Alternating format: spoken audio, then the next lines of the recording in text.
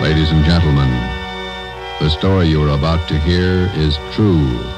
Only the names have been changed to protect the innocent.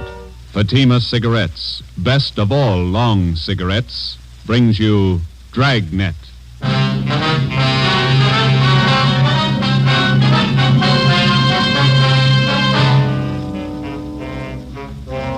You're a detective sergeant.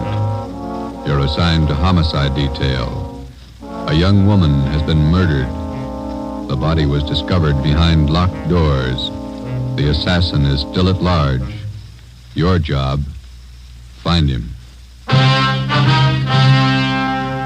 If you want a long cigarette, smoke the best of long cigarettes. Smoke Fatima. Fatima is the long cigarette which contains the finest Turkish and domestic tobaccos superbly blended to make Fatima extra mild. And that's why Fatima has a much different, much better flavor and aroma than any other long cigarette. That's why Fatima is doubling and redoubling its smokers. So, if you want a long cigarette, smoke the best of all long cigarettes. Smoke Fatima. Dragnet, the documented drama of an actual crime. For the next 30 minutes, in cooperation with the Los Angeles Police Department, you will travel step by step on the side of the law through an actual case from official police files. From beginning to end, from crime to punishment, Dragnet is the story of your police force in action. It was Tuesday, January 9th. It was stormy in Los Angeles.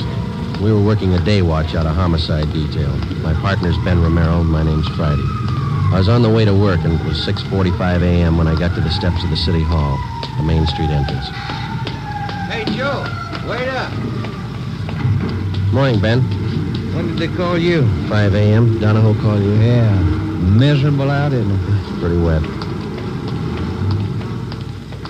My feet are soaking wet. See the transfer list? Yeah. New chief of detectives? Wait a minute, I want to get some gum. Pack of spearmint. Yeah, I heard about the new chief. Thad Brown. Good man. Piece of gum? Thanks. I wish they'd make up their minds about our shift. Work days, they call you back nights. Work nights, they call you back days. Why don't you put in for a desk job? And they never have to call you back. You're here all the time. No, you're just hard to please. Here we are.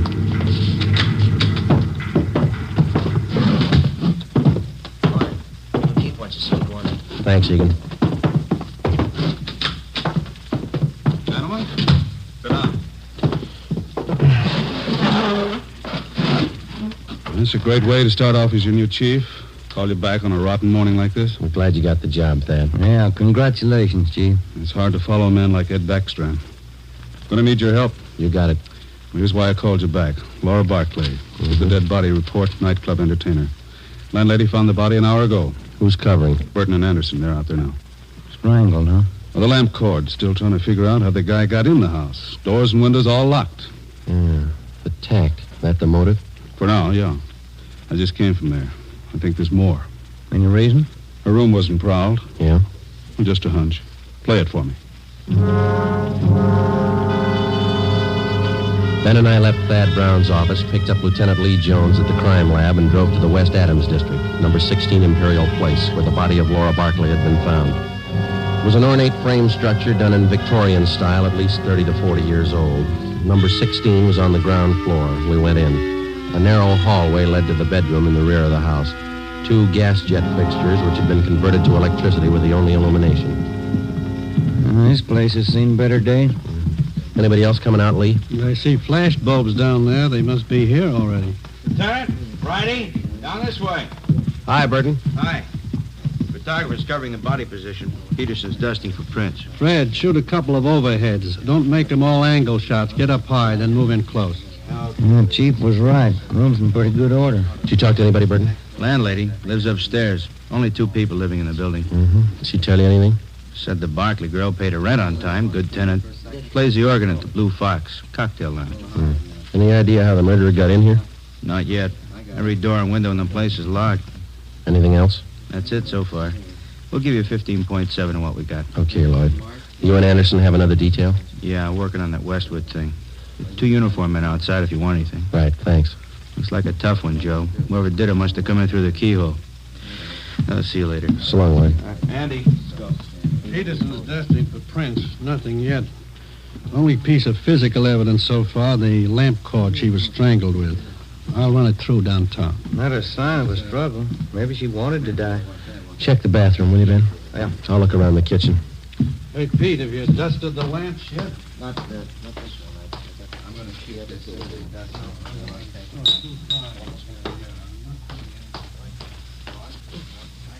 Ben, come here a minute, will you? Ben, Yeah? come in the kitchen, will you?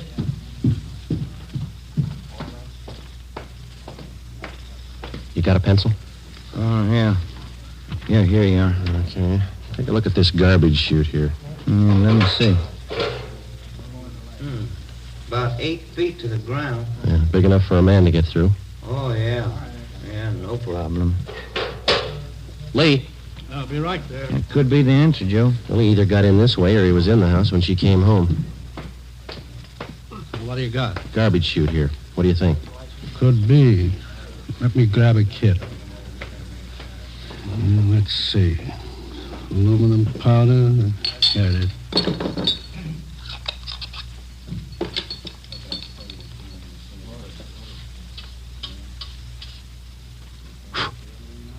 No.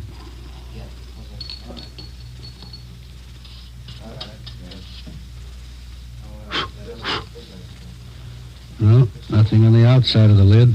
Looked pretty clean. Must have just been scrubbed. Abrasions here. Got a pencil? Here, I'll get it. Hold it up there, will you? Yeah,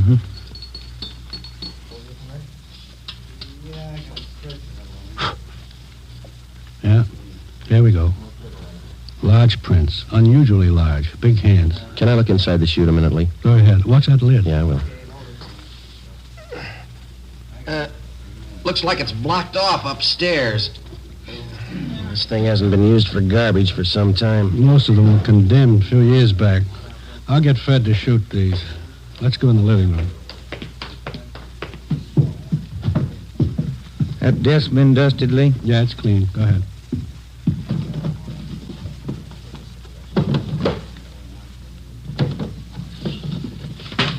Take a look, Joe.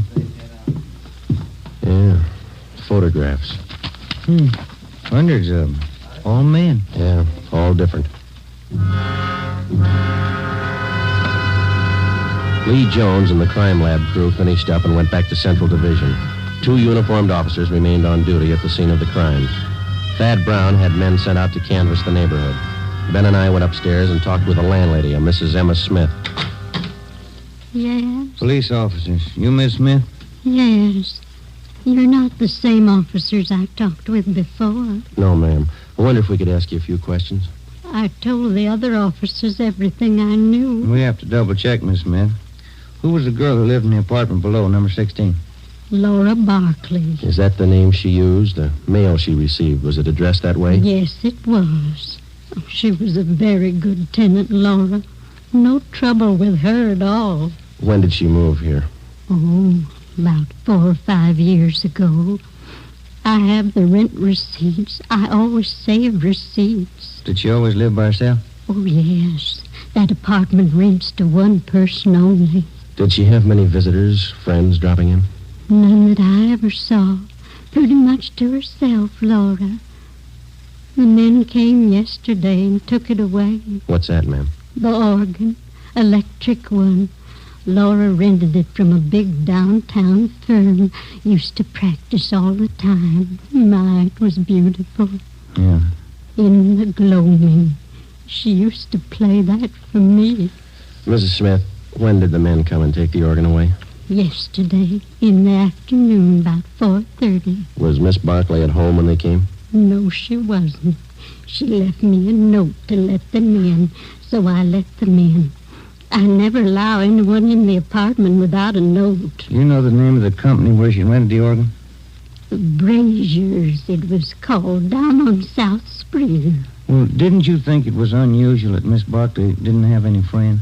Now, officer, I didn't say Laura didn't have any friends. What I said was that she didn't have any friends who came to see her here. She moved here from a hotel for women. That's the reference she gave me. I see. I wonder if you could give us the address of that hotel, please. I'll write it down for you. Thank you. Miss Smith, did you hear any unusual sounds in Miss Barclay's flat last night? Anything out of the ordinary? If I had, I would have called the police and we'd have saved a girl's life. Well, thank you very much, Miss Smith. Here's our card. If there's anything you think of after we've gone, don't hesitate to call us. Thank you, I will. I hope you get the dirty men who killed Laura. We didn't say it was a man, Miss Smith. Well, isn't it always a man? Before we left Mrs. Emma Smith, we asked her about the garbage chute. She said it had not been in use for the last 4 years. We showed her the stack of photos. She could identify none of them. We drove back to Central Division. We checked Brazier's music store. The 2 men who moved the organ were checked out and cleared. We went to the Wynn Hotel for young ladies. They could tell us nothing. Laura Barclay's references were all good. We went back to the office and met with Chief of Detectives Thad Brown. You think he got in through the garbage chute? That's the way it looks, Chief. Went all over the apartment. If there's another way, we haven't found it. All right, you know how he got in. Who is he? We got out an APB on his M.O., latent fingerprints, and making a run on those prints we found. You got an idea about these pictures here. Most of them theatrical stills, show people. Frank Latour and his canine circus. To Laura, all my love, Frank. Tell you what you do. Here's a guy I checked with this morning. Bernard Carubian, theatrical booking agent, huh? Yeah, Barney's office is down in the Orpheum building, 8th and Hill. He booked her into the Blue Fox. See what he can tell you. Right. You grabbed the pictures, Ben, huh? Oh, yeah. Well, you got more than you started with. Yeah, those fingerprints. If we get a make on him, we'll be close to the guy. So was the Barclay girl. But he got away.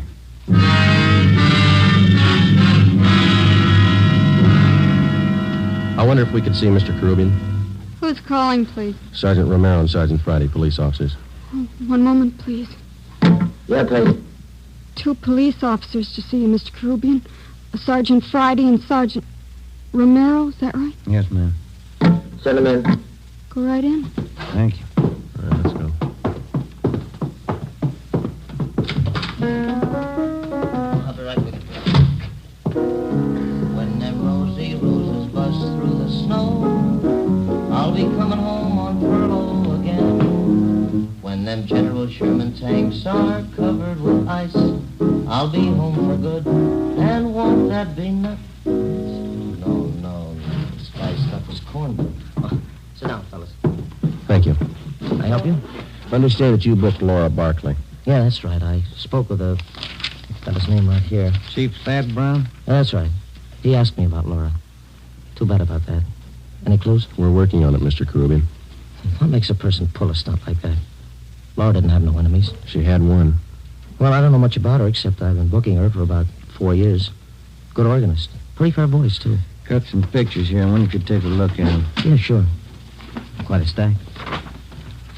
Yeah, old Frankie Latour and them dogs. Great act. I book 'em. Ricky Rogan, King of the Tap. Gus Orinoco and that singing seal of his.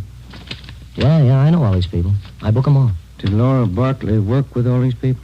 One time or another, yeah. During the war, USO camp shows, you know.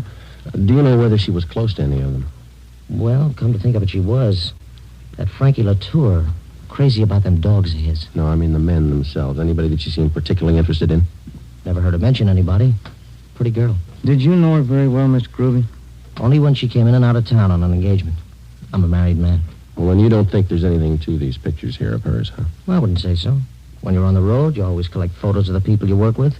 Souvenirs. Mm-hmm. Well, thank you very much, Mr. Carubian. Here's our card. You betcha. I sure hope you catch the guy. Wonder why he picked on Laura. Sometimes they don't have a reason. When we left Bernard Carubian's office, we checked by the Blue Fox Cocktail Lounge. It was still early. The sign said open 5 p.m. It was 3:15.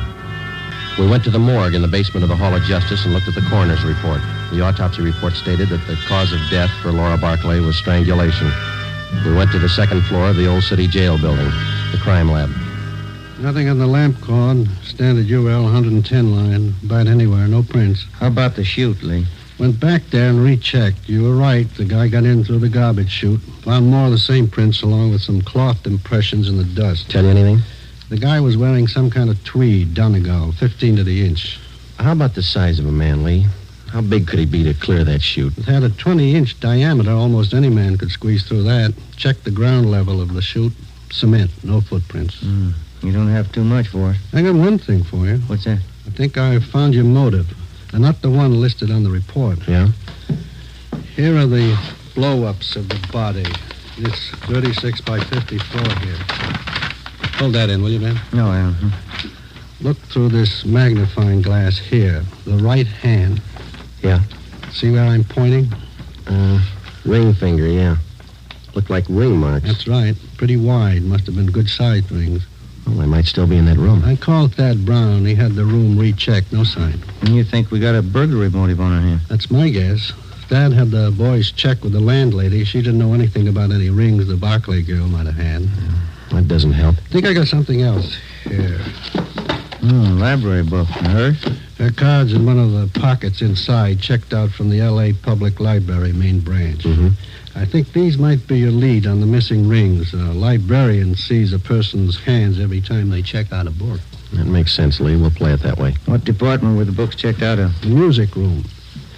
Well, that's it. I think you've got your motive now and a good set of prints. You're close. Thanks a lot, Lee. Well, let's go to the library, Ben. I'll get it. Crime lab. No, this is Friday. Oh. Thanks, Frank. Well, all we got's a motive. How do you mean? No make on those fingerprints. Nothing.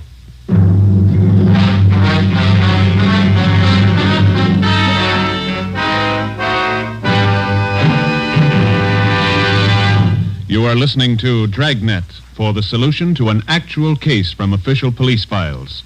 Now, here is a real solution to many of your Christmas shopping problems. If your friends smoke a long cigarette, give the best of all long cigarettes, Fatima. Give Fatima for quality. The name Fatima has always stood for the best in cigarette quality. Give Fatima for flavor. Fatima has a much different, much better flavor and aroma than any other long cigarette. Give Fatima. They're extra mild. Yes, Fatima is the long cigarette which contains the finest Turkish and domestic tobaccos superbly blended to make Fatima extra mild. Yes, extra mild. So give Fatima for Christmas in the attractive golden yellow carton. It's the long cigarette that has doubled and redoubled its smokers. Yes, more and more smokers every day agree Fatima is the best of all long cigarettes.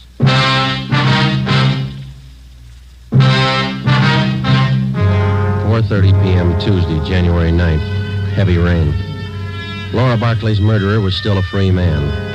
Ben and I were sure that whoever left their fingerprints on the inside of that garbage chute was the same man who murdered the Barclay girl. He had no previous record.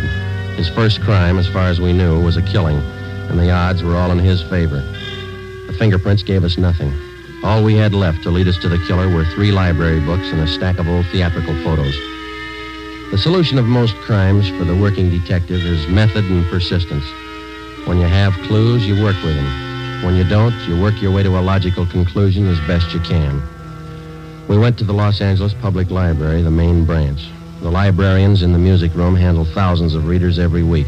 None of them remembered Laura Barclay. We drove over to the Blue Fox Cocktail Lounge. We interviewed the manager, and he knew nothing of her personal life. We talked to Harry Schumann, the organist who had taken Laura Barclay's place. What would you like to hear, fellas? Police officers like to talk to you, man. How about Laura, huh? Yeah, that's right.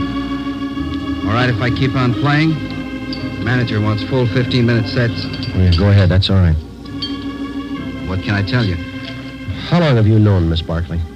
Oh, 4 or 5 years. It's a terrible thing. You got to get to whoever did it. Yeah, we're going to try. Can you think of anybody that might have killed her? I know you ask that question of everybody. I don't know. Does anybody ever know for sure? Sometimes. Well, I don't know.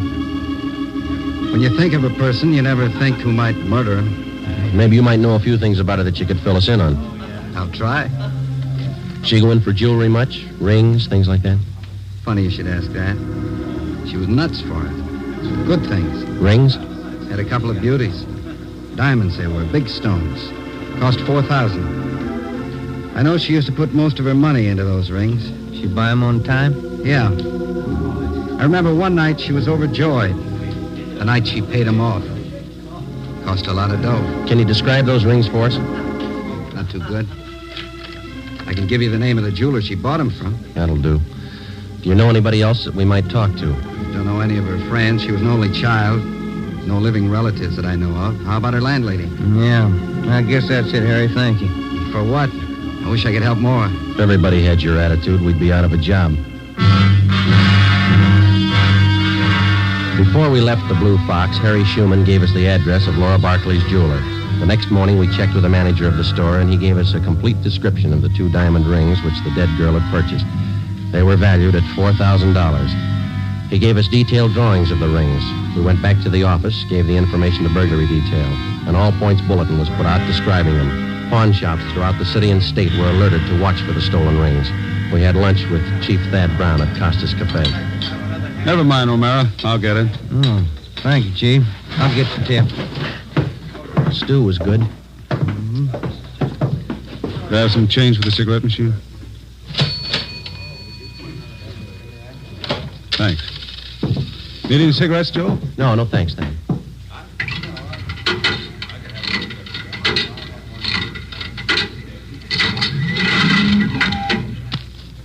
Let's go. What do you think, Thad? The description of the rings and the MO should help. They haven't turned up. Good chance he's holding on to them. Could be his first job. Probably scared.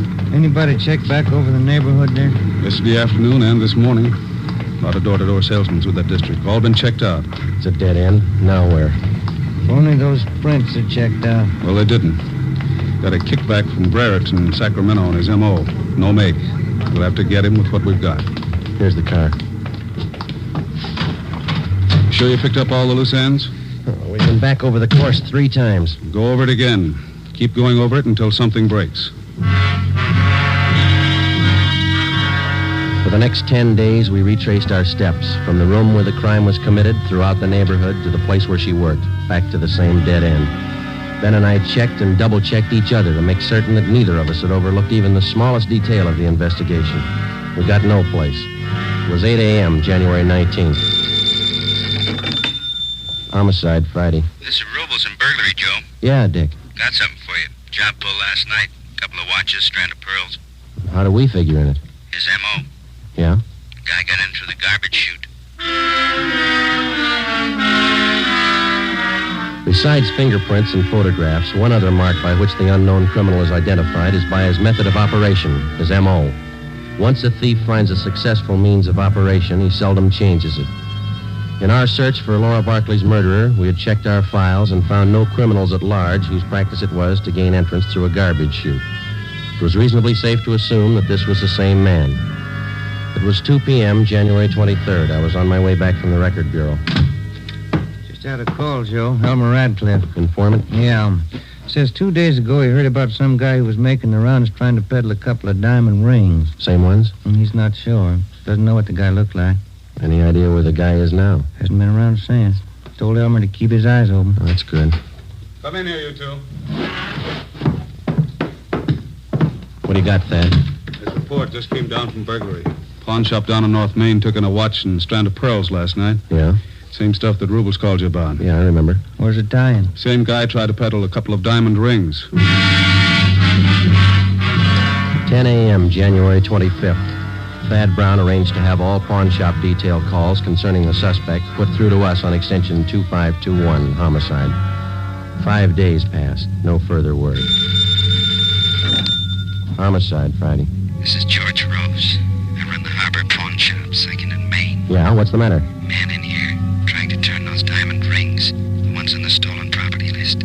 I can't talk now. Stall him, we'll be right down.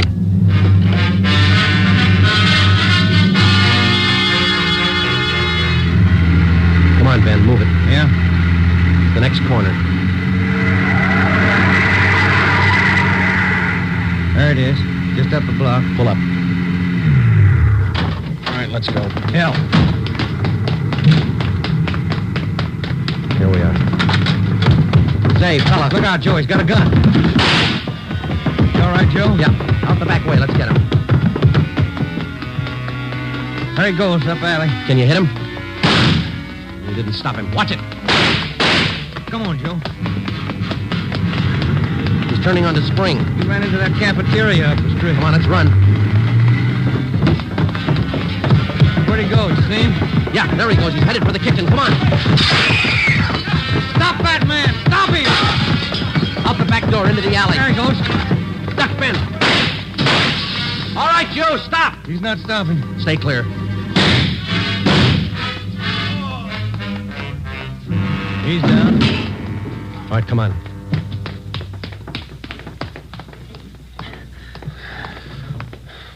All right, get his gun. Yeah. He got him in the leg, Joe. Hit his head when he fell. All right, snap him on.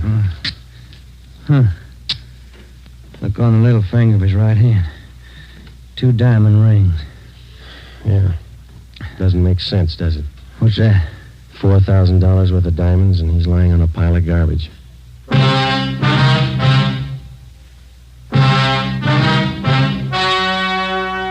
The story you have just heard was true.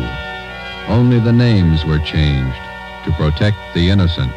On April 2nd, 1947, trial was held in Superior Court, Department 81, City and County of Los Angeles, State of California. In a moment, the results of that trial. Now, here are authentic reports from all over the country that tell the story of Fatima's sensational increase in popularity.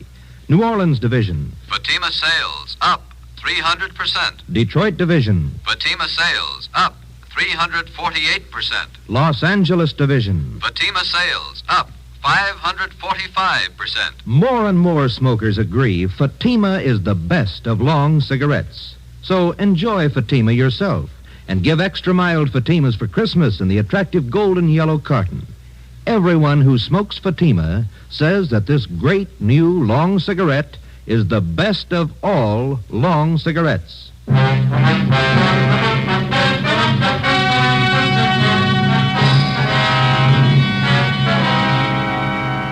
Laura Barclay's murderer was identified as Martin Eric Swanson. He was tried and convicted of murder in the first degree. His case was fought through the Supreme Court of California and in the United States Supreme Court. In both instances, his conviction was upheld.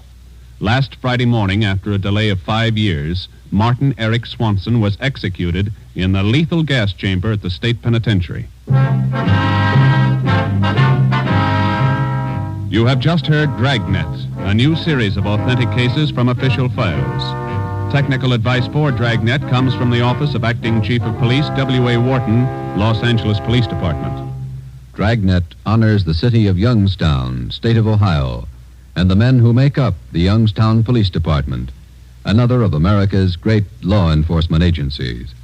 One of these men, Chief of Police Edward J. Allen, honored as Policeman of the Year, who dedicates his life so that yours might be more secure. Fatima Cigarettes, best of all long cigarettes, has brought you Dragnet from Los Angeles.